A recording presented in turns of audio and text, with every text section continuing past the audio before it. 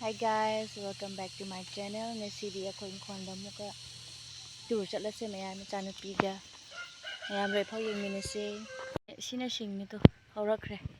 To macha haurakre. Nungsa samandana haujikan je ngan nungsa yam sabadu thoklakpa ngamde aduga haujikan nong chuidana. Sina saugri leire saugri chaningba mi sina chaba lao. Saugri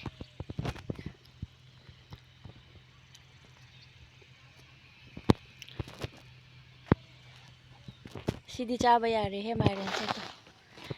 Mairen se chaba yabasu yam yaure. Aduga macha yung macha pane macha ya pale mairen se asi manung na sebo yam hawe ba do changba phrak tarani angang kai sebo mapan sa man leire to sebo mapan sare sebo chaba haurabne ko se manung di changba nungai roi me angang poraga tawbanina sida sebo mapan thoklame palame to sida sama leire sida manungda sebo se leire macha yam pandawri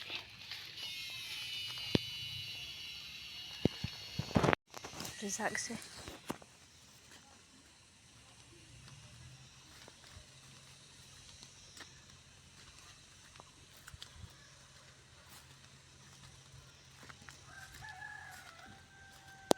saugri di hojikani mai ni mai yam chara me yam leire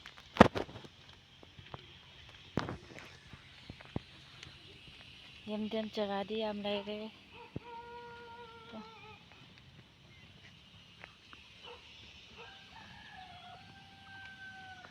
saugri ngata ngara male ko encontre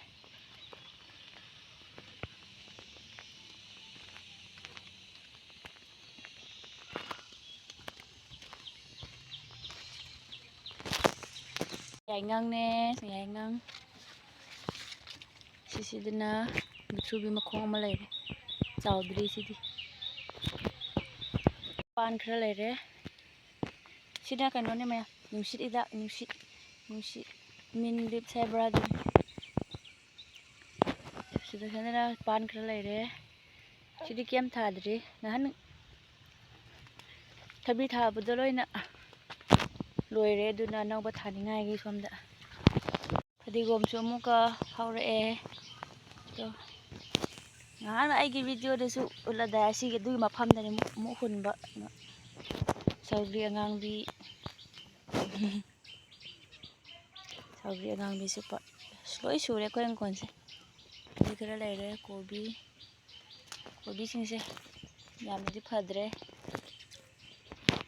sisu belendri ni mayam hanwai dum haya aise wangang buse som side ki thaba de pan kredana sida mo som na nang thaba haibo makhong amasu leire sida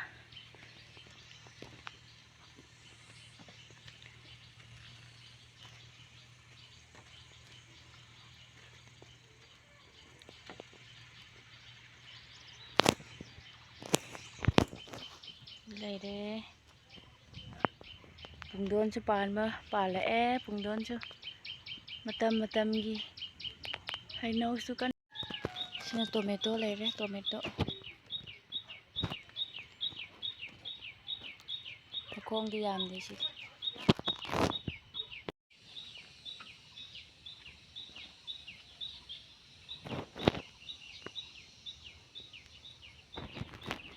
si jwa ki do wang khre he chaba hak leire chaba yarani to